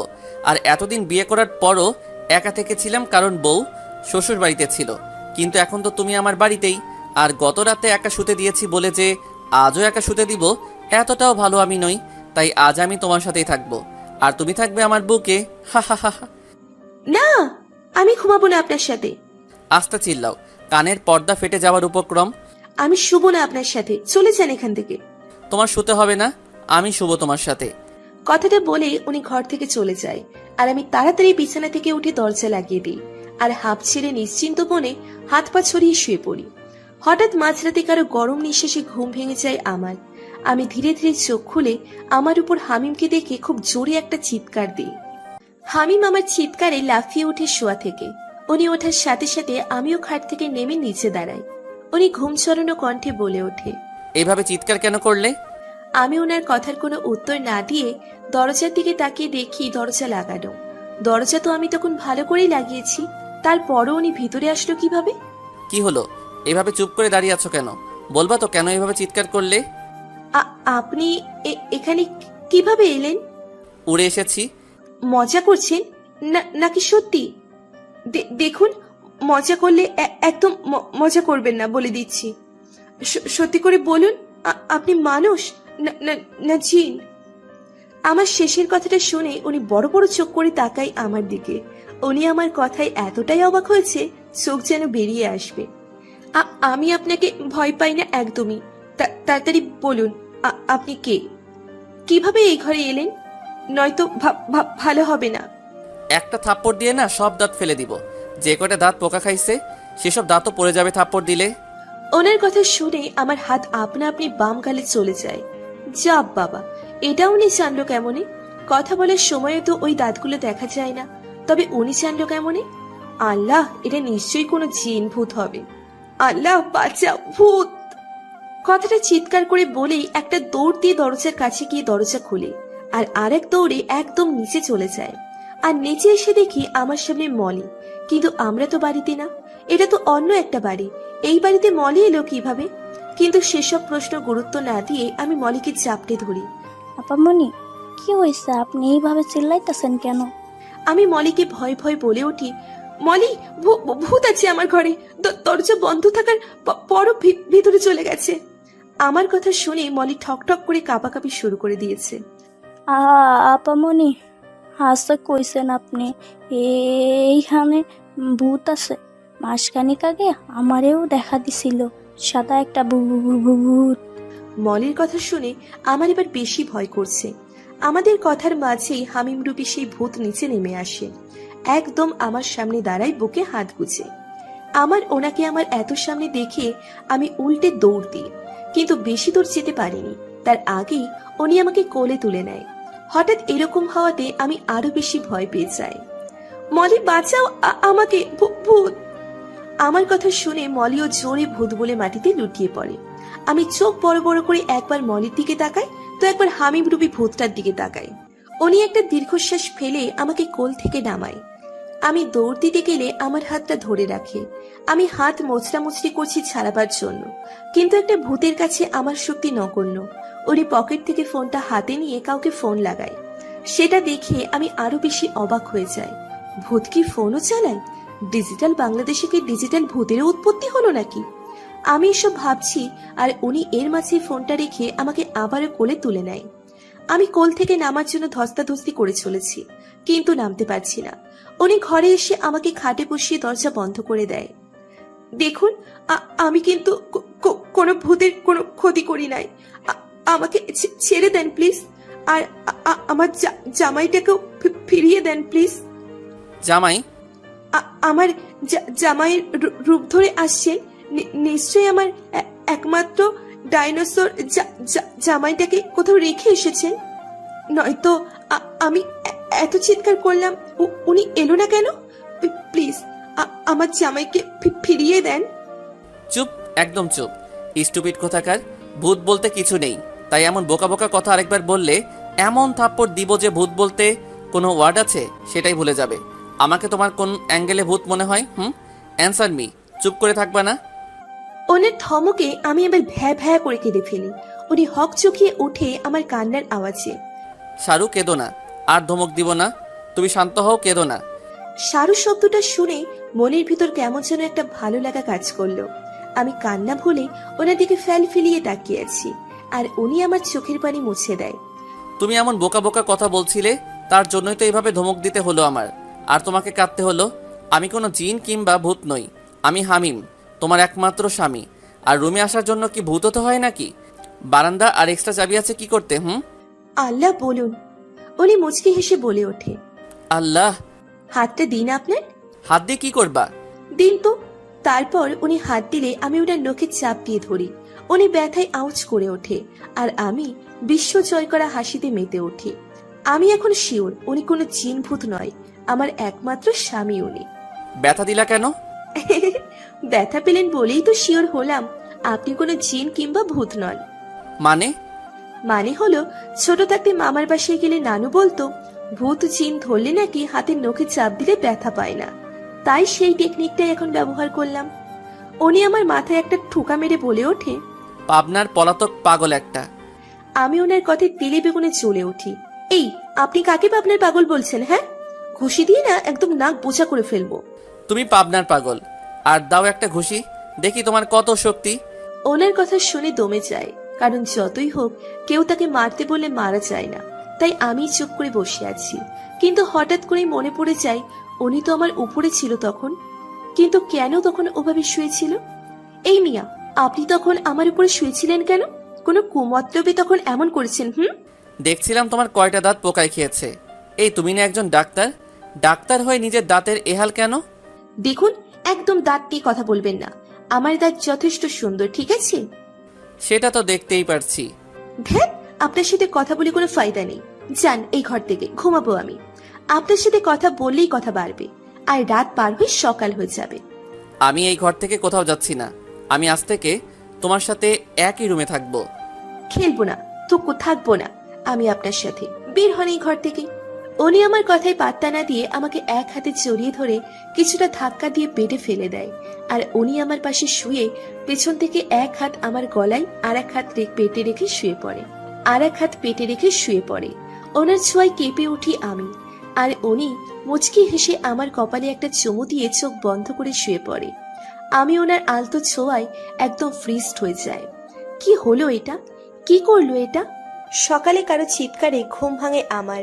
আমি চোখ খুলে তাকিয়ে অবাক হয়ে যাই, কারণ গতকাল উনি আমাকে যে বাড়িতে নিয়ে গিয়েছিল এটা সে বাড়ি নয়, এটা আগের সেই বাড়িটা। বুঝলাম না কিছু। রাতে ওই বাড়ি আর সকালে এই বাড়ি, উনি এমন কেন করছেন? এসব ভাবনার মাঝে আবার নিচ থেকে চিৎকারের আওয়াজ ভেসে আসে। আমি হুড়মুড়িয়ে দৌড়ে নিচে ড্রয়িং রুমে চলে আসি। আর এসে দেখি নীলা আপু এসেছে, আর হামিম নীলা আপুর সাথে রেগে কথা বলছে। বুঝি না বাবা, উনি আপুর সাথে এমন আচরণ কেন করে? নীলা আপু আমাকে দেখে আমার সামনে এসে গালে হাত দিয়ে বলে, কেমন আছো দিয়া? আমি কিছু বলবো তার আগেই হামিম আমাকে চিৎকার করে বলে ওঠে, এই, তুমি এখন এখানে দাঁড়িয়ে আছো কেন? সকালে ঘুম থেকে ওঠার পর কি তোমাকে এভাবে দাঁড়িয়ে থাকতে বলেছি আমি? না মানে আপু। চুপ, কোনো কথা না। তাড়াতাড়ি এখন ফ্রেশ হয়ে বাগানে যাও, আর প্রতিটা গাছে পানি দিয়ে আসবে, নয়তো সকালের খাওয়া বন্ধ। আপুর সামনে ওনার এমন কথাই আমি একটু অপমানিত বোধ করলাম। আপুর সামনে এভাবে না বললেও পারতেন উনি। আর গাছে পানি দেওয়ার পরও খাবো না আমি। একবেলা না খাওয়ার জন্য আর মরে যাব না। প্রমাণগুলো শুধু হাতে পাওয়ার অপেক্ষা করছি। তারপর আর ওনার এমন বাজে আচরণ সহ্য করতে হবে না। এসব ভেবে রাগে ফুঁসতে ফুঁসতে রুমে এসে ফ্রেশ হয়ে বাগানে চলে আসি। বাগানটা খুব বেশি বড় নয়, আবার খুব ছোটও নয়, কিন্তু বাগানটা বেশ গোছানো, আর নানা ধরনের গাছগাছালিও আছে। বেশ কিছুক্ষণ পর দেখি নীলা আপু রাগে হনহনিয়ে গেট দিয়ে বের হচ্ছে। হামিম লোকটা বড্ড রহস্যময়, কেন যে নিজের আপুর সাথে এমন করছে বুঝতে পারছি না। এসব ভেবে একটা দীর্ঘশ্বাস ফেলে গাছগুলোতে পানি দিচ্ছিলাম, তখন পেছন থেকে কে যেন কোমরে চিমটি কাটে। আমি কোমরে হাত দিয়ে রেগে পিছনে তাকিয়ে দেখি হামিম। তার মানে উনি চিমটি কেটেছে। রাগটা আবার মাথায় চড়ে বসলো। ওই মিয়া, আপনি চিমটি কাটলেন কেন? যখন তখন এমন খোঁজা মারেন কেন? উনি আমার রাগকে পাত্তা না দিয়ে উল্টে রেগে বলে ওঠে, কোমর দেখাতে বেশ ভালোই লাগে, তাই না? কোমর থেকে যদি আরেকদিন কাপড় সরছে তো দেখো কি করি। আজ তো চিমটি কাটলাম, পরের বার ব্লেড চালাবো কোমরে। আমি ওনার কথা শুনে তাড়াতাড়ি কোমরের দিকে তাকাই, আর দেখি সত্যি সত্যি কোমর থেকে কাপড় সরে গেছে। আমি তাড়াতাড়ি হাত দিয়ে শাড়ি আঁকড়ে ধরলাম, যাতে কোমর দেখা না যায়। ইস, লজ্জায় মরে যেতে ইচ্ছে করছে। ওনার সামনে কোমরের কাপড় সরে গেছিল। হয়েছে, এখন এত লজ্জা পেতে হবে না, গাছে পানি দাও। কথাটা বলেই উনি আমার পিছনে দোলনায় বসে পড়লেন। আমি কোনো মতন শাড়িটা ঠিক করে গাছে পানি দেওয়ায় মনোযোগ দিলাম, কিন্তু কেমন আনইজি ফিল হচ্ছে। উনি কিভাবে আমার দিকে তাকিয়ে আছে? এইভাবে কেউ তাকিয়ে থাকলে কি কাজ করা যায় নাকি? এই, আপনি এখান থেকে যান তো। তখন থেকে চোখ দিয়ে গিলে খাচ্ছেন। উনি ভ্রু কুঁচকে তাকালেন আমার দিকে, যেন উনি বুঝতেই পারেননি আমি কি বলেছি। চোখ দিয়ে আবার গিলে খায় কিভাবে? মুখ দিয়ে খাওয়া যায় জানি, কিন্তু চোখ দিয়ে কিভাবে খায়? আল্লাহ, দড়ি ফালাও, এই ডাইনোসরটাকে উঠিয়ে দিই। শালা বজ্জাত, পচা কুমড়ো, ইচ্ছে করতে কিক মাইরা উগান্ডা পাঠাইতে। চোখ দিয়ে গিলে খাই কেমন জানে না, ঢং কত। এখনো ছোট বাবু রয়েছে তিনি। রাগের মাথায় কথাগুলো ওনার সামনে বলে ফেলি। কথাগুলো বলার পর ওনার দিকে তাকিয়ে দেখি উনি আমার ঠিক পেছনে পকেটে হাত দিয়ে দাঁড়িয়ে আছে। আর কিছু বলার আছে? আমি মাথা ঝাঁকিয়ে না বুঝিয়ে সাথে সাথে উল্টে ঘুরে দৌড় লাগাই, আর পেছনে তাকিয়ে দেখি উনিও আমার পেছন পেছন দৌড়চ্ছে। এটা দেখে ভয়ে আমার অন্তরাত্মা কেঁপে উঠল। আমি দৌড়ের স্পিড আরো বাড়িয়ে দিই, আর একটা সময় আমার পায়ে কিছু লাগলে আমি মাটিতে হঠাৎ করে বসে পড়ি। তাকিয়ে দেখি পায়ে কাটা ফুটেছে, কিন্তু রক্ত পড়ছে না। তারপরও পায়ে খুব ব্যথা করছে।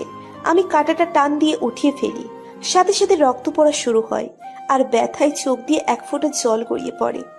আমি চোখের পানিটা মুছে দেখি হামিম আমার সামনে দাঁড়িয়ে আছে। উনি আমার সামনে হাঁটু গেড়ে বসে পায়ে হাত দিতে গিয়েও কিছু একটা ভেবে থেমে যায়, আর কিছু না বলে আমাকে ওখানে রেখে বাড়িতে ভেতরে চলে আসে।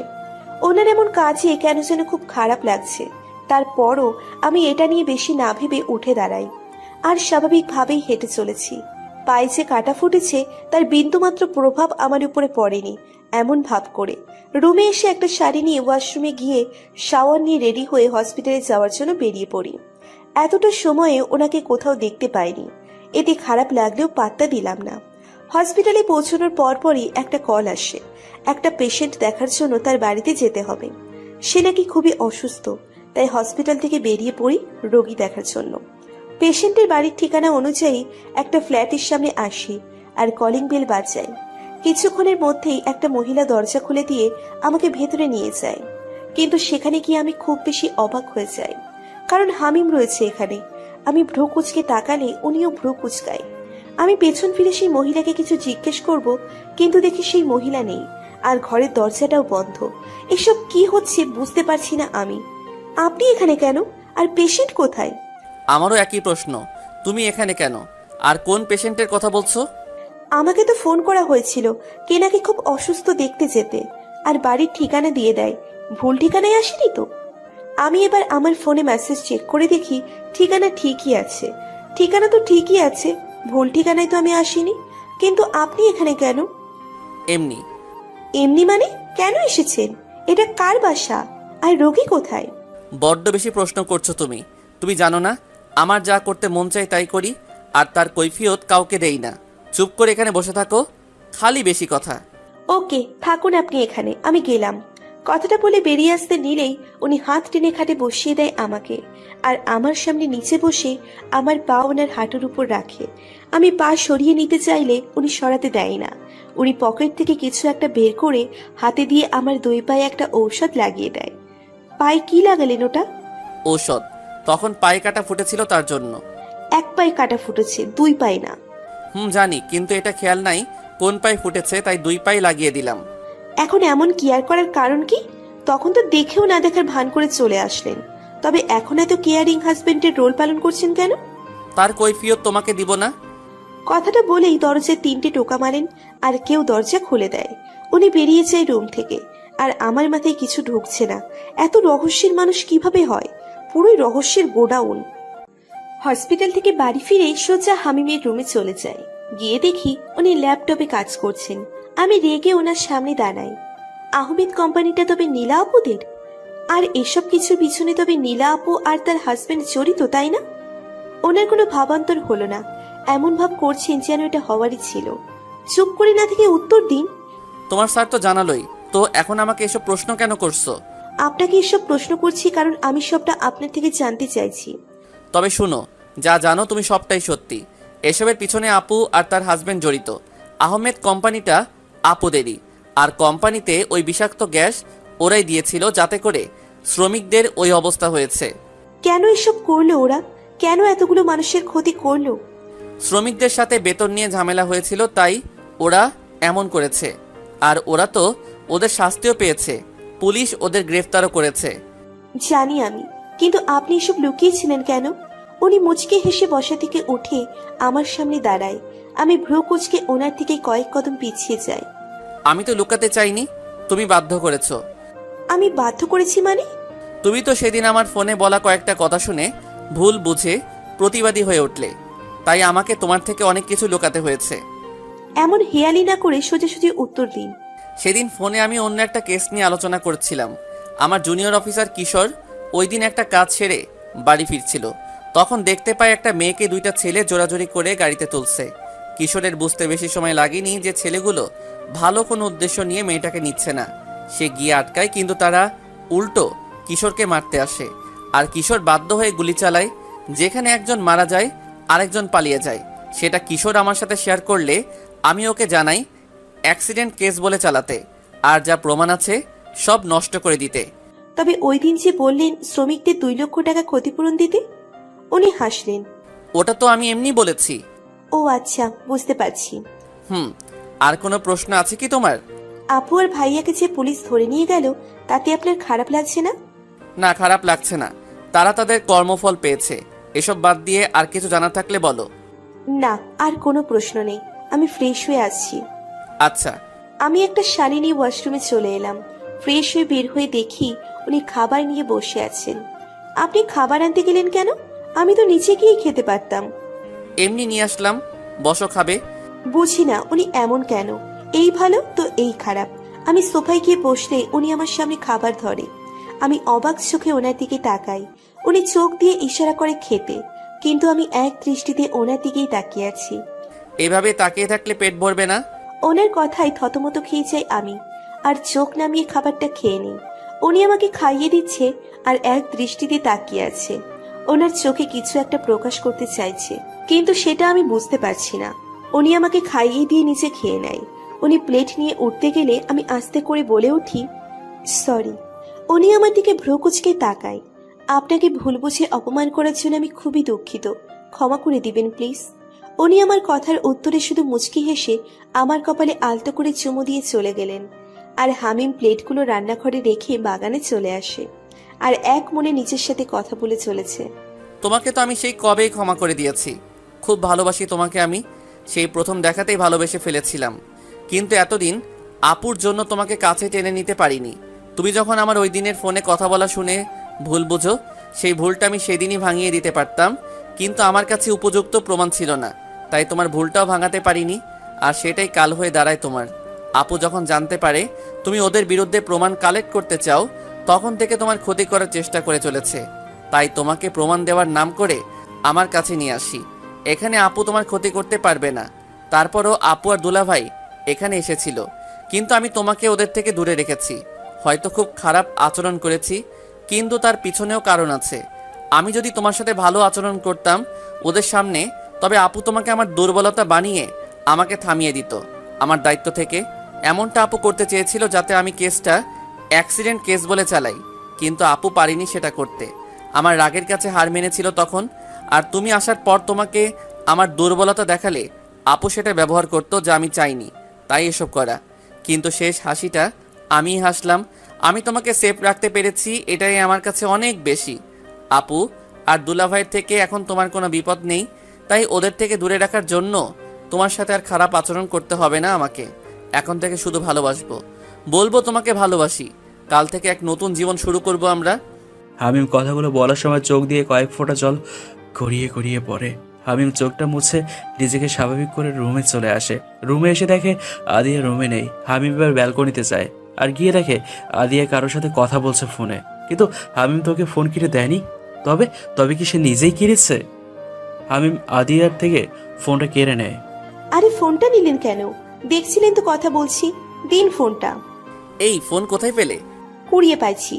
মজা করো না, সত্যি বলো। আপনি এমন ভাবে বলছেন যেন আমার কাছে ফোন কেনার টাকা নেই। এবার ফোন দিন আমার। দিব না, এটা আমার কাছেই থাকবে। কথাটা বলেই উনি ফোন নিয়ে চলে যাচ্ছিল। তখনই আমি দৌড়ে ওনার সামনে যাই। উনি দাঁড়িয়ে যায়, ভ্রু কুঁচকে তাকাই আমার দিকে। আমি মুচকি হেসে ওনার কাঁধে দুই হাত রাখি। উনি খুব অবাক হয়ে যায়। আমি আস্তে করে মাথাটা ওনার দিকে এগিয়ে দিই। উনিও কাছে আসার জন্য এগিয়ে আসলে আমি টুপ করে ফোনটা নিয়ে নিই, আর উনি বোকা বনে যায়। আমি খিলখিলিয়ে হেসে উঠি। এবার উনি এক ঝটকায় আমার কোমর ধরে টান দিয়ে বিছানায় ফেলে দেয়, আর চাপড়ে ধরে গলায় মুখ গুজে নেয়। প্লিজ ছাড়ুন, আমার অস্বস্তি লাগছে। লাগুক, আজ এভাবে ঘুমাবে, একদম নড়বে না। বেশ কিছুক্ষণ ছোটার পরও যখন ছুটতে পারলাম না, তখন হাল ছেড়ে ঘুমিয়ে পড়লাম। ঘুমের মাঝে কেমন যেন শূন্যতা অনুভব হলো হামিমের। হামিম ধরপড়িয়ে চোখ খুলে বিছানার দিকে তাকায়, আর দেখে আদিয়া বিছানায় নেই। জানালা দিয়ে বাইরে তাকিয়ে দেখে সকাল হয়ে গেছে। হামিম ভাবলো আদিয়া হয়তো বাগানে গেছে, গাছে পানি দিচ্ছে। তাই হামিম ওয়াশরুমে গিয়ে ফ্রেশ হয়ে নেয়। ফ্রেশ হয়ে বাগানে চলে আসে, কিন্তু সেখানেও আদিয়া নেই। এবার হামিমের ভয় হচ্ছে। হামিম দৌড়ে বাড়িতে আসে, সারা বাড়ি খুঁজে বেড়ায়, কিন্তু কোথাও আদিয়াকে পায় না। তার মানে কি আদিয়া চলে গেছে তাকে ছেড়ে? কথাটা মাথায় আসতেই হামিমের বুকটা ফেটে ফেটে যাচ্ছে। হামিম অনেক খুঁজেও যখন আদিয়াকে পায় না, তখন হামিম তার ঘরে চলে আসে। এসে আলমারি চেক করে দেখে আদিয়ার জামা কাপড় সব আছে কিনা। হামিম খুলে দেখে সবই ঠিক আছে। তবে আদিয়া গেল কোথায়? হামিম এবার হসপিটাল আর আদিয়ার বাবার বাড়িতে ফোন করে, কিন্তু আদিয়া সেখানেও নেই। হামিম এবার পুরোপুরি ভেঙে পড়ে। হামিম খাটে বসে পড়ে মাথা নিচু করে। আজ থেকে নতুন জীবন শুরু করব ভেবেছিলাম, কিন্তু এভাবে যে সব শেষ হয়ে যাবে ভাবিনি। ভোরের শিশিরের মতোই কি হারিয়ে গেলে? কোথায় চলে গেলে আমাকে ছেড়ে? বড্ড একা একা লাগছে। হামিমের চোখগুলো টলমল করছে পানিতে, যে কোনো সময় ঝরে পড়বে গাল বেয়ে। আরে আপনি উঠে গেছেন দেখছি, বসুন। আমি আপনার জন্য কফি নিয়ে আসছি।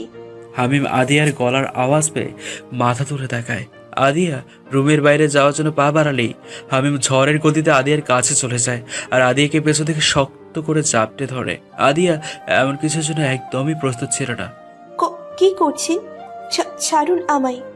আমার কথা মনে হয় ওনার কানে যায়নি, তাই আবারও একই কথা বললাম। তাতেও ওনার কোনো সাড়া নেই। এভাবে বেশ কিছুক্ষণ থাকার পর উনি হঠাৎ করে ওনার দিকে ঘুরিয়ে গালে শক্ত করে হাত রাখে। এত শক্ত করে গাল চেপে ধরেছে যে মনে হচ্ছে দাঁত খুলেই পড়ে যাবে। আমি এবার ওনার চোখের দিকে তাকাই। ওনার চোখ দেখেই মনে হচ্ছে খুব রেগে আছে। কোথায় চলে গেছিলে? ওনার চাহনিতেই তো আমার ভয় করছে। আর এখন যদি বলি কোথায় গেছি তবে তো সারপ্রাইজ দেওয়াই হবে না, আর যদি না বলি তবে তো কাছে চিবিয়ে খাবে যা মনে হচ্ছে। আল্লাহ, আমার গালগুলো শেষ। বলো কোথায় গিয়েছিলে? লাগছে আমার, প্লিজ ছাড়ুন, বলছি আমি। উনি আমার গাল ছেড়ে দেয়। আমি যেন হাঁপ ছেড়ে বাঁচলাম। এবার বলো কোথায় আর কেন গেছিলে? কি বলবো এখন? সকাল সকাল কি মিথ্যে কথা বলবো? একটা কাজ ছিল তাই একটু বাইরে গিয়েছিলাম। আমার কথা শুনে ওনার ভ্রু কুঁচকে আসে। এত সকাল সকাল কি কাজ ছিল তোমার যে আমাকে না বলে বাইরে গিয়েছিলে? ওনার ধমকে আমি কেঁপে উঠি। ব্যাটা ডাইনোসর খালি ধমকাইবে। জীবনটা আমার এই ডাইনোসরের ধমকানিতেই যাইবো। এখন বলবো না, কাল বলবো। তোমাকে এখনই বলতে হবে কোথায় আর কেন গেছো। আমি এখন বলবো না, কাল বলবো তো। কালকের জন্য একটু অপেক্ষা করুন প্লিজ। ওকে। কথাটা বলেই উনি ঘর থেকে বেরিয়ে যায় আর আমি খুশি মনে ওয়াশরুমে চলে যাই একটা শাড়ি নিয়ে। আমি মলির সাথে একটু বাজারে গিয়েছিলাম। বাজারে গিয়ে কিছু জিনিস নিয়ে এসেছি যেসব কাল সকালে লাগবে ওনাকে সারপ্রাইজ দেওয়ার জন্য। অতঃপর দুজন দুজনের কাজে চলে যায়। দিন শেষে রাতে দুজন বাসায় ফিরে ফ্রেশ হয়ে খেয়ে শুয়ে পড়ি। শোয়ার সময় উনি পেছন থেকে জড়িয়ে ধরে আমাকে। এভাবে জড়িয়ে ধরে ঘুমালে কাজটা করব কিভাবে? কথাটা ভেবেই ওনাকে বলে উঠি, এই যে শুনুন। কি হয়েছে? এভাবে জড়িয়ে ধরে ঘুমালে আমি রাতে নড়তে পারি না, তাই প্লিজ একটু হাতটা সরান। এত নড়াচড়া করতে হবে না, আজ আর তোমাকে ছাড়ছি না। আজ সকালে যে খেলা দেখাইছো তারপর তো আরো ছাড়বো না। চুপচাপ ঘুমাও, নয়তো মাইর খাবে। তারপর আর কি, ওভাবে ধরেই উনি ঘুমিয়ে পড়ে। কিন্তু আমার ঘুমালে চলবে না, তাই ওনার ঘুমানোর পর খুব সহজে ওনার থেকে নিজেকে ছাড়িয়ে উঠে যায়। ভাগ্য ভালো ঘুমের ঔষধ খাইয়েছিলাম, নয়তো এখন উঠতেই পারতাম না। এবার তাড়াতাড়ি গিয়ে কাজটা সারতে হবে। কথাটা বলেই রুম থেকে বেরিয়ে আসলাম আমি। ভোর 5টা বাজে। আদিয়া হামিমকে সেই কখন থেকে ডেকেই চলেছে, কিন্তু হামিমের কোনো সারা শব্দই নেই। থাকবে কিভাবে? বেচারা গত রাতে ঘুমের ওষুধ খাইয়ে ঘুমিয়ে পড়েছে। তো এত সকালে কি উঠতে পারবে নাকি? হ্যাঁ। এবার আদিয়া এক গ্লাস পানি হামিমের মুখে ঢেলে দেয় আর হামিম ঘুম থেকে লাফিয়ে ওঠে। কি হয়েছে? শরীর খারাপ লাগছে তোমার? আমি মাথা ঝাঁকিয়ে না বোঝাই। তবে কি হয়েছে? এভাবে পানি ঢাললে কেন ভোরবেলা? আমি ওনার হাতে একটা প্যাকেট ধরিয়ে দিয়ে বললাম, ফ্রেশ হয়ে এগুলো পরে বাগানে আসুন। কেন?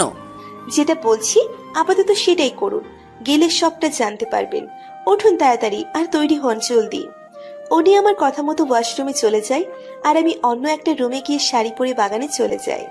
বেশ অনেকক্ষণ পর হামিম সাদা রঙের একটা পাঞ্জাবি আর পায়জামা পরে বাগানে চলে আসে। বাগানে পা রাখার সাথে সাথে হামিম চারপাশে তাকিয়ে অবাক হয়ে যায়। বাগানটা খুব সুন্দর করে সাজানো।